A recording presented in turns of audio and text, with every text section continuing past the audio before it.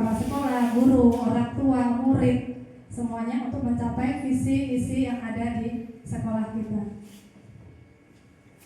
Ini ada kolaborasi. Jadi rencana minggu kemarin itu kita ada pertemuan dengan wali murid, dengan komite, ternyata belum bisa terlaksana karena begitu banyak kegiatan yang belum bisa disatukan. Mudah-mudahan 2 mingguan ini bisa terlaksana dengan baik.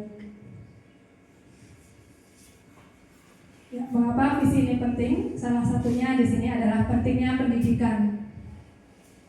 Pendidikan itu luar biasa.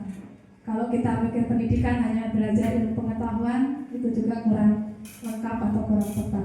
Jadi meliputi semuanya. Jadi, pendidikan itu adalah fondasi masa depan.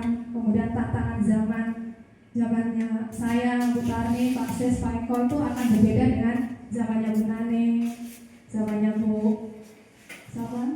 Yatni, Bu Fitri, akan beda lagi dengan zamannya Bu Ayu ini. Nah, Pas Katon ini kan, ini semua harus kita bisa beradaptasi, harus bisa berkolaborasi. Jadi jangan sampai nanti yang lama ditinggalkan. Apa sih yang plus bisa kita ikutkan sekarang yang udah mulai menghilang tapi itu memberikan dampak yang positif, itu yang kita ambil. Apa sih jangan sekarang yang memberikan pengetahuan, wawasan kita juga lebih, itu yang kita manfaatkan. Di sini tantangan zaman, perkembangan teknologi dan globalisasi menurut kita untuk terus beradaptasi nanti. Kemudian pembentukan karakter. Di sini pembentukan karakter ini lebih dari sekedar akademik. Nah, kita perlu bentuk pribadi yang utuh. Alhamdulillah sekolah kita sudah melaksanakan kegiatan pembiasaan yang nantinya akan kita kupas mungkin di Kombil sehari aja nggak selesai. Ayo kita terus laksanakan ini. Pembentukan karakter lebih dari sekedar akademik yang kita perlukan untuk membentuk pribadi yang utuh. Nah, jadi orang pintar tetapi jika kepribadian karakternya kurang baik, ya kurang tepat juga. Seperti itu. Jadi karakter itu adalah segalanya. Mudah-mudahan kita sebagai pendidik itu adalah role model di sekolah dan juga role model di masyarakat. Apa-apa itu guru ditunjuk di masyarakat. Sama di sini, Bu Eka tuh seperti di depan anak semuanya tahu. Dari masalah anak tuh semua tahu. Padahal di kelasnya anaknya berapa? 30, 32. Harus tahu satu-satu. Bu Eka tahu semua. Kenapa? Karena dia paling kelas saya. Gitu. Dia guru saya dan seterusnya. Ini luar biasa Bapak Ibu semuanya.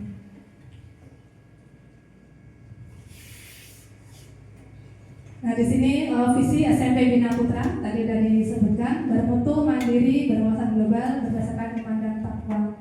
Bermutu.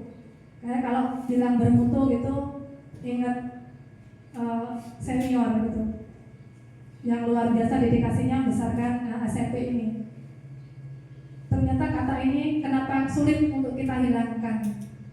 Karena udah mencakup semuanya. Dan itu yang beri semangat bagi saya, bagi teman-teman yang lain juga, bagi anak-anak untuk terus maju. Kita swasta, tetapi kita tidak mau kalah dengan yang di negeri. Ini yang selalu kita gaungkan. Bermutu, yang memiliki kompetensi akademik dan akademik yang unggul. Ayo kita kembalikan lagi. Anak-anak kita pasti berpotensi, Bapak Ibu semua pasti mampu mendampingi. Ayo kita lakukan. Mandiri, mampu mengambil keputusan, tanggung jawab, dan tidak tergantung kepada orang lain. Meskipun kita perlu kolaborasi, tetapi apapun ide kita, silakan dikembangkan. Jangan sampai saya kan nggak bisa. Saya nggak bilang 1, bisa 10. Jadi harus optimis, mandiri, berwawasan global. Ini memahami isu-isu dunia. Ini sebenarnya sudah ada dulu masing-masing hari. Kita ayo mulai lagi. Nanti berkolaborasi tadi. Ya. Di sini keragaman kita luar biasa. Makanya Bapak Ibu guru yang baru bergabung, saya sampaikan anak-anak kita di sini sangat heterogen dibandingkan yang semakin ke timur. Sangat heterogen. Makanya jika anak melakukan sesuatu, tanggapan teman-temannya juga berbeda-beda, luar biasa karena inilah heterogen, luar biasa. Itu memberikan warna tersendiri di SMP kita tercinta. Kemudian juga siap bersaing di kancah internasional. Dalam artian apa? Mereka tidak buta apa sih yang dilakukan orang-orang di luar sana. Ambil nilai positifnya, jangan ambil negatifnya. Mungkin nanti Miss Eka, Miss Eko, Miss Suyatmi bisa berkolaborasi. Ayo mengadakan English Club misalnya. Oh enggak, bisa kalau luring, apa kalau daring luring nih bertemu susah. Oh daring. Makanya Miss Eka sudah mencoba mungkin di kelasnya mengaku atau mungkin mencakup seluruh siswa yang mau bergabung, monggo. Karena itulah, mungkin nanti Bu Ambar bisa bahasa Mandarin, monggo. Bu Citra mau bahasa Jepang, silahkan. Anak-anak dikenalkan, belajar tari sambil ngomong bahasa Jepangnya. Apa? 1, 2, 3, 4. 1, 2, 3, 4. Bahasa Jepangnya apa, Bu? Iya, silahkan, nggak apa-apa. Kemarin saya juga Bu Yulia, Bu bahasa lampunya ABC ini apa? Sekarang ya lupa orang. Sebelum nama saya kan lupa. Nah ini bahasa daerah tempat kita tinggal. Kita di sini aja ya terlogin. Rata-rata Jawa. Jawanya tuh nggak hanya satu Jawa. Jawa ABCD. Udah beda. Jawa Tengah aja udah beda-beda. Jawa Barat udah beda-beda. Jawa Timur. Ini heterogen. Ayo. Kemudian berdasarkan iman dan takwa, yang menjadikan nilai agama sebagai landasan moral dan etika dalam setiap tindakan. Mudah-mudahan kegiatan pembiasaan kita sudah mengarah ke sana.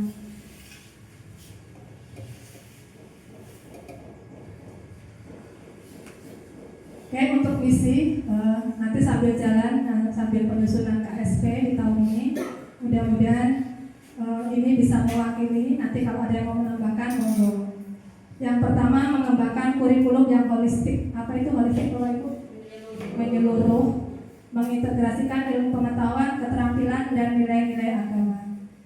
Ini sebenarnya berkaitan dengan tadi yang disampaikan Pak Iskandar untuk pembelajaran mendalam. Ada 4 kerangkanya. Nah, ini adalah mudah-mudahan sudah memuat semuanya. Meningkatkan kualitas pembelajaran, menerapkan metode pembelajaran inovatif dan berpusat pada murid. Garis bawah, berpusat pada murid. Ini adalah tugas kita. Karena pelajaran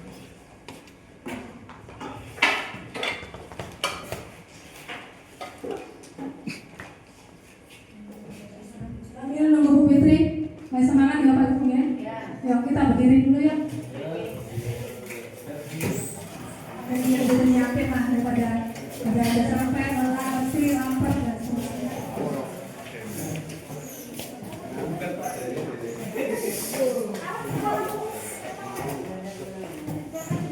Dan nanti kita coba cis double boom boom cis apa ya?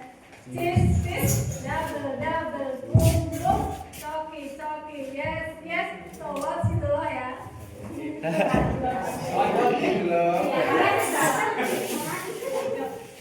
Dua, tiga.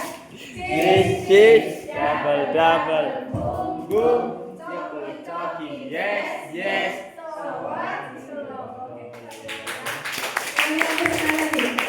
Dua, tiga. Cis, Double, boom, coki, yes. So what gitu loh, tetap semangat.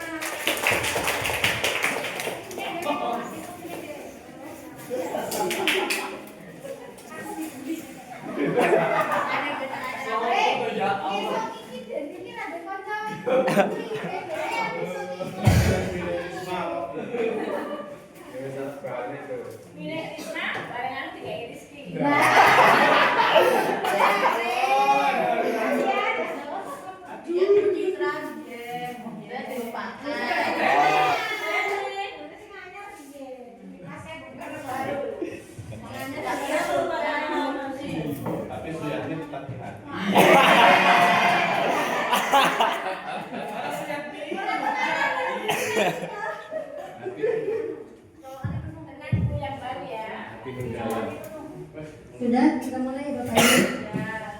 Sebelumnya saya awali Assalamualaikum warahmatullahi wabarakatuh.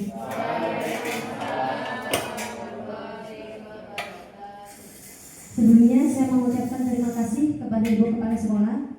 Pada kesempatan ini saya diberi amanah untuk menyampaikan modul ajar yang terintegrasi dengan DPL, dimensi profil lulusan.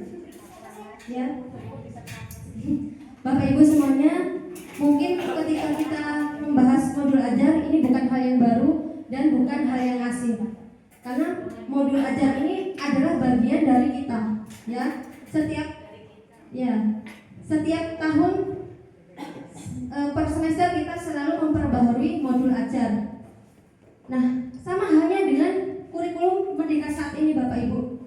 Jadi kita juga diminta untuk membuat modul ajar yang terintegrasi dengan DPL. Konsepnya sebenarnya bebas karena modul ajar itu tujuannya adalah untuk mempermudah kegiatan pembelajaran anak didik kita. Tetapi di sini ada format atau ada hal-hal yang bersifat urgen sehingga dia harus ada di dalam komponen modul ajar kita. Nah, sebelumnya modul ajar itu kita sebut dengan modul ajar, ya Bapak Ibu. Tetapi kita kembali lagi ke konsep RPP, rencana pelaksanaan pembelajaran. Karena modul ajar, kalau kita melihat pada panduan, kalau dulu itu ada Permendiknas nomor 22 tahun 2016. Nah, di sana itu ada ini pedoman penyusunan modul ajar. Jadi kalau yang namanya modul ajar itu harus lengkap strukturnya, ya, karena memang harus ada ujinya. Maksudnya ketika diterapkan kepada peserta didik itu bisa digunakan atau tidak, sesuai atau tidak dengan karakteristik peserta didik kita. Nah, kemudian ada perbaikan-perbaikan karena memang kita mencoba untuk menyederhanakan bahan ajar yang akan kita gunakan dari yang sederhana menjadi menuju ke kompleks, sehingga dipetakan lagi kira-kira mana yang perlu ada di dalam modul ajar itu sendiri, ya Bapak Ibu. Jadi boleh konsepnya bebas, tetapi secara struktural kita tidak boleh meninggalkan hal-hal yang sudah dibuat dalam penyusunan bahan ajar oleh penyusun perangkat kurikulum pembelajaran bagian bahan ajar dalam Menteri Pendidikan dan Kebudayaan sendiri. Identitasnya tetap sama Bapak Ibu, nama, kemudian kelas, dan mata pelajaran. Kemudian profil murid. Nah, mungkin ini Bapak Ibu yang agak sedikit berbeda ya dengan kurikulum Merdeka sebelumnya, karena pada kurikulum Merdeka dengan pendekatan deep learning, nah di dalam rencana pelaksanaan pembelajaran kita mencantumkan di sini profil murid. Di dalam profil murid itu ada apa saja Bapak Ibu? Minat, cara belajar, dan lingkungan tempat tinggal. Minat bisa Bapak Ibu sebelum melakukan penyusunan bahan ajar modul, Bapak Ibu melakukan analisis kebutuhan. Analisis kebutuhan itu Bapak Ibu bisa membuat angket penelitian. Jadi modul yang Bapak Ibu buat ini harus sasarannya jelas sesuai dengan peserta didik. Minatnya apa? Misalnya game, kemudian musik, dan berbasis teknologi lainnya, misalnya seperti itu. Kemudian cara belajar Bapak Ibu. Nah, sudah tahu kan cara belajar anak yang berbeda-beda dan tiga itu? Auditori, kinesi, visual. Nah, itu juga harus ada karena di dalam kurikulum Merdeka, baik yang kurikulum Merdeka sebelumnya dengan kurikulum Merdeka dengan pendekatan deep learning itu harus ada, ya Bapak Ibu. Nah, kemudian lingkungan tempat tinggal Bapak Ibu. Lingkungan tempat tinggal ini kita juga harus ada di dalam modul kita karena kita melihat pendekatan pembelajaran kita sekarang itu deep learning itu lebih dekat ke konseptual. Jadi kita harus tahu keberagaman peserta didik kita. Misalnya mereka yang tinggalnya di komplek pasar, kemudian mereka yang tinggalnya di pesisir, kemudian mereka yang tinggalnya di perkebunan seperti itu. Sehingga dalam tujuan pembelajaran yang Bapak Ibu susun nantinya itu ada suatu metode yang bisa melibatkan peserta didik untuk melakukan kegiatan yang dekat dengan kehidupan mereka. Paham kan Bapak Ibu? Ya. Contohnya kalau misalnya dalam pembelajaran bahasa Indonesia, misalnya ada teks prosedur. Nah, di lingkungan kita itu apa yang paling dominan? Nah, misalnya kalau saya kan misalnya mau membuat apa-apa yang sesuai dengan lingkungan sekitar gitu ya. Kemudian satu lagi yang harus ada di sini adalah lingkungan tempat tinggal itu harus menyesuaikan dengan kehidupan siswa seperti itu. Kemudian identifikasi dimensi profil lulusan sudah disampaikan juga tadi oleh Pak Is ya, yang kemarin kita ada berapa Bapak Ibu? 6. Beriman, bertakwa, berkebinekaan global, gotong royong, mandiri, kreatif, dan bernalar kritis. Nah, menyampaikan saja Bapak Ibu dari urgensi, kenapa kok sampai ditambah begitu ya? Sampai ada kolaborasi itu sebenarnya sama dengan gotong royong, kemudian ada komunikasi dan kesehatan. Karena jelas sekarang Indonesia sehat seperti itu ya. Dan komunikasi, nah ini Bapak Ibu. Nah, komunikasi ini kan berkaitan dengan keterampilan siswa dalam mengungkapkan ide, pikiran, gagasan, konsep, dan pengetahuan. Karena berdasarkan PISA, penelitian menyatakan bahwa anak-anak kita itu minim sekali untuk menyampaikan gagasan. Minat rendah sekali berkaitan dengan keterampilan berbicara. Gitu. Sehingga bagaimana caranya kita sebagai peserta pendidik ini bisa membangkitkan minat, motivasi mereka untuk berbicara. Bagaimana mereka bisa menyampaikan ide, gagasan dengan menggunakan bahasa yang baik dan benar. Karena kenyataannya sekarang di lapangan, di dalam kelas itu sedikit sekali kita bisa menemukan anak-anak yang secara aktif di dalam pembelajaran dan komunikatif. Benar tidak? Ya, anak-anak kita sekarang itu dominan menggunakan ragam bahasa gaul, ya, bahasa daerah begitu, bahasa yang bukan bahasa yang komunikatif. Kalau di dalam lingkungan pembelajaran dengan di luar kelas mungkin berbeda, tetapi yang menjadi hal yang perlu digarisbawahi di sini bagaimana mereka itu bisa menggunakan bahasa yang baik di dalam kegiatan pembelajaran. Dan ini adalah tugas dari Bapak Ibu guru semua. Karena Bapak Ibu guru di sini adalah agen of change.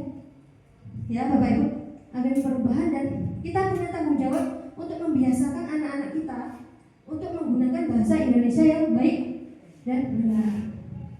Boleh untuk menggunakan bahasa daerah, boleh. Bahkan kita merevitalisasi bahasa daerah untuk melestarikan bahasa daerah. Tetapi urgensi dan kepentingannya adalah kita harus tetap mengutamakan bahasa Indonesia. Makanya di dalam dimensi profil lulusan ini kita kembalikan lagi komunikasi. Gitu ya Bapak Ibu.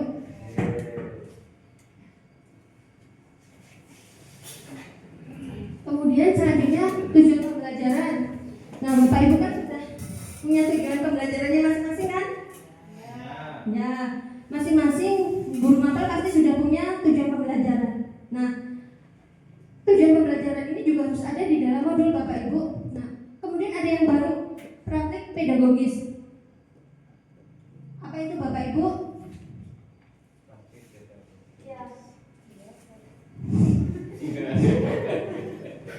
Jadi yang namanya praktik pedagogis itu adalah suatu taktik, teknik, metode atau strategi yang Bapak Ibu gunakan di dalam kegiatan pembelajaran.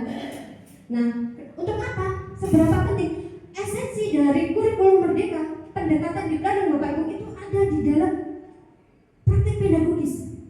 Itu adalah esensinya, karena itu adalah metode dan cara yang harus digunakan untuk mencapai tujuan pembelajaran.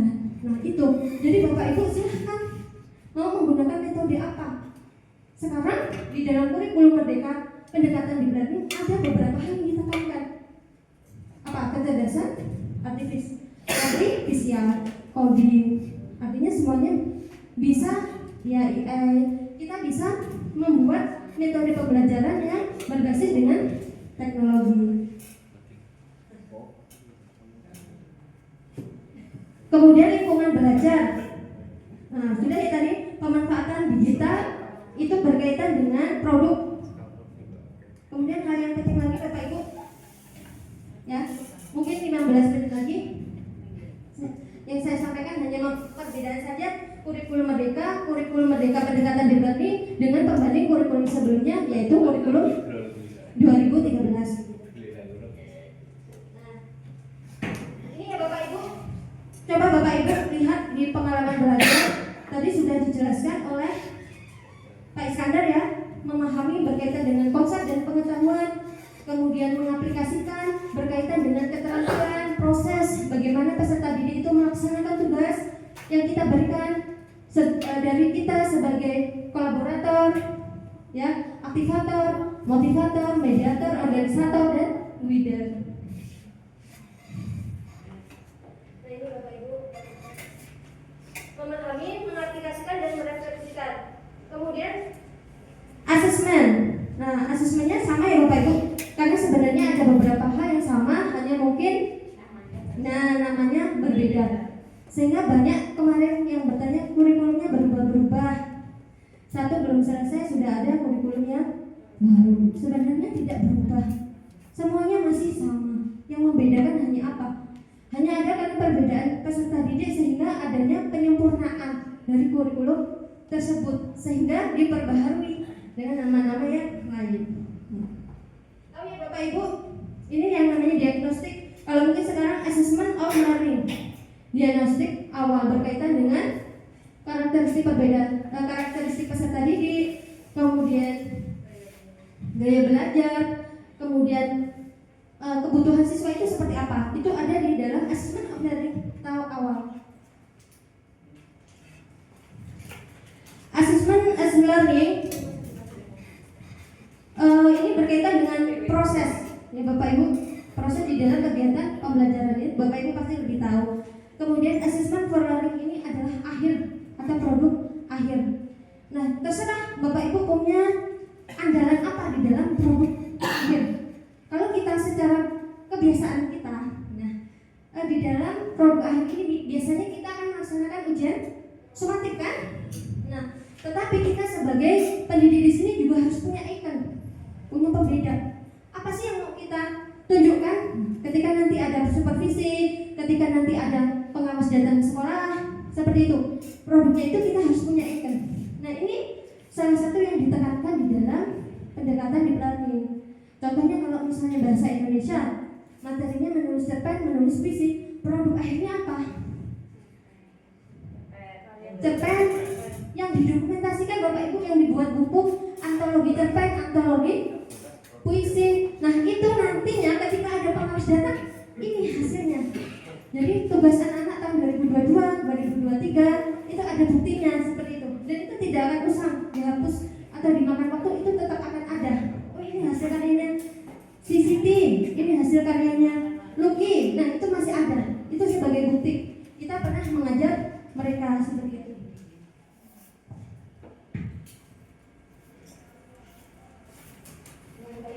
Ini contohnya ya.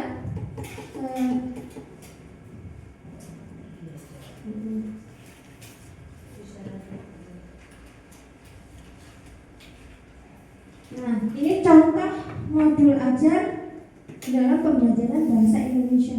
Nah, namanya disesuaikan nama Bapak Ibu, ya. Kemudian kelasnya juga disesuaikan Bapak Ibu kelasnya. Kemudian mapanya bahasa Indonesia disesuaikan juga. Nah, profil muridnya ini ada minat, cara belajar, lingkungan, tempat tinggal. Minatnya kalau misalnya apa? Musik, sosial media, kemudian game. Cara belajarnya visual, diskusi. Lingkungan tempat tinggalnya pesisir utara, nelayan, dan guru. Ini untuk pelajaran bahasa Indonesia. Jadi menyesuaikan saja dengan Bapak Ibu guru. Nah, identifikasi dimensi profil lulusan. Jadi di dalam dimensi profil lulusan ini tidak harus semuanya dicetak Bapak Ibu. Disesuaikan saja. Bapak Ibu mau memilih dimensi yang mana, begitu ya? Misalnya Bapak Ibu mau memilih penanganan kritis, ya monggo disilang, di checklist. Kolaborasi di checklist. Kemudian kreativitas di checklist, ya. Jadi tidak harus semuanya. Begitu. Desain pembelajaran, tujuan pembelajarannya disesuaikan dengan tujuan pembelajaran Bapak Ibu guru semuanya. Nah ini Bapak Ibu praktik pedagogisnya. Kalau bahasa Indonesia misalnya dengan pembelajaran berbasis proyek KJBL, kemudian pendekatannya konseptual. Kalau saya bisa scientific approach, Kalau bahasa Inggris bisa menggunakan disesuaikan dengan pelajarannya. Kalau bahasa Indonesia ya ini konseptual, kemudian produknya bisa poster visual, konten Instagram, atau mungkin dengan lagu pendek. Ya, misalnya lagu-lagu yang berkaitan dengan pelajaran yang Bapak Ibu ampuh pada hari itu. Nah, kemitraan pembelajaran melibatkan orang tua atau tokoh masyarakat. Nah, ini mungkin kontribusi ya Bapak Ibu. Kontribusinya untuk masyarakat itu apa? Misalnya kalau membuat cek prosedur bisa dipasarkan seperti itu di lingkungan masyarakat bisa. Nah, itu bisa menjadi kontribusi dan kemitraan dengan pembelajaran. Kemudian lingkungan pembelajaran, yang penting kita menciptakan kegiatan pembelajaran dengan rasa nyaman dan aman. Pemanfaatan digital sudah disampaikan tadi. Nah, ini Bapak Ibu, dan saya percaya Bapak Ibu mempunyai teknik dan pembelajaran yang luar biasa. Karena saya percaya Bapak Ibu sangatlah hebat dalam mengajar dan mendidik dan bisa menciptakan metode yang Bapak Ibu inginkan sesuai dengan peserta didik. Nah, ini adalah mindsetnya: memahami, mindful, mengaplikasikan, dan merefleksikan. Mau ditampilkan atau lanjut saja? Dikirim ya, nanti dikirim. Jadi ini ya,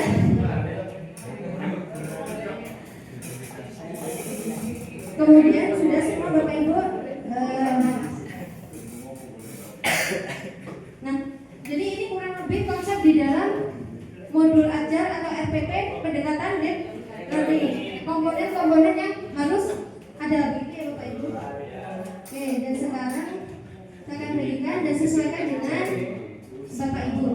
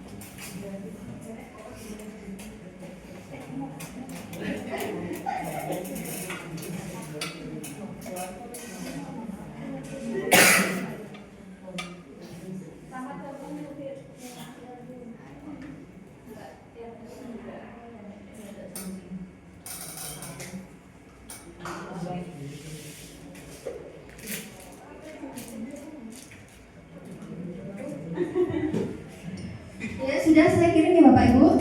Nah, itu Bapak Ibu silakan nanti dengan kelompok belajarnya dengan guru sesama mapel, silakan disesuaikan dengan kelasnya nanti untuk menyusun TP dan kemudian membuat modul ajar sesuai dengan pendekatan deep learning itu sendiri.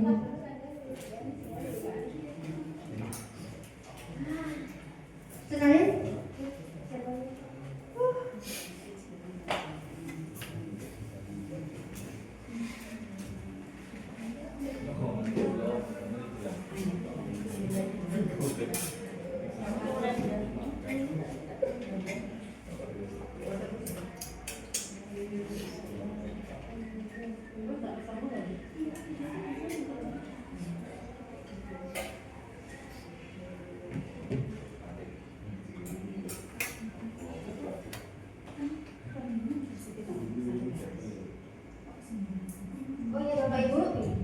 ini ada jadwal yang sudah saya buat, tapi mohon maaf ya, mohon nanti dihitung. Kalaupun ada di dalam jadwal pembelajaran ini mungkin jumlah jamnya Bapak Ibu kurang atau mungkin kelebihan atau bagaimana langsung jawab saya. Nanti saya ganti karena mungkin dalam pembuatannya kurang konsentrasi atau bagaimana sehingga ada jadwal yang kurang atau ada jadwal yang berbeda.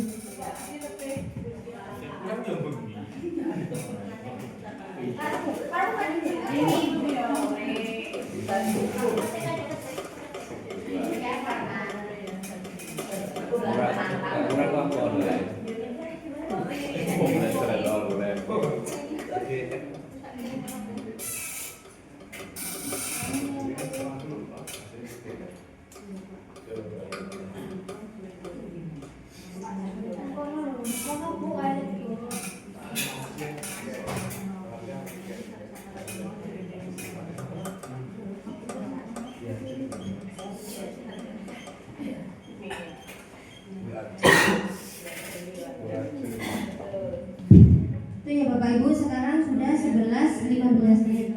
Jadi itu Bapak Ibu, sekalian saya juga memohon maaf jikalau kemarin dalam menjadi wakil kepala sekolah bidang kurikulum banyak sekali kekurangan saya. Ya. Ya. Dan mudah-mudahan Bapak Ibu mohon kerjasamanya juga untuk 1 tahun ke depan. Bapak Ibu jangan tersinggung kalau misalnya saya mengatakan apa-apa.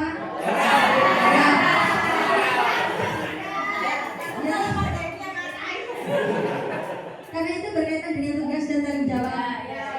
Intinya itu Bapak Ibu, saya memohon kerjasamanya dan mudah-mudahan selalu mengingatkan saya yang suka lupa mungkin.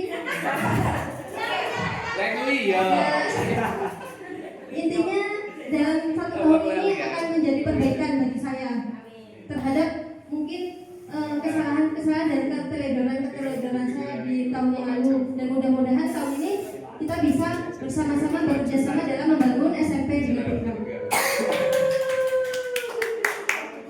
Mungkin itu saja Bapak Ibu, kita melanjutkan untuk membuat modul ajar. Kurang dan lebihnya saya mohon maaf. Akhirul kalam. Wabillahi taufiq wal hidayah. Wassalamualaikum warahmatullahi wabarakatuh. Ya, terima kasih Bu Fitri. Kita beri aplaus dulu dong buat Bu Fitri. Terima kasih. Itu tadi udah di-share kerangka RPP.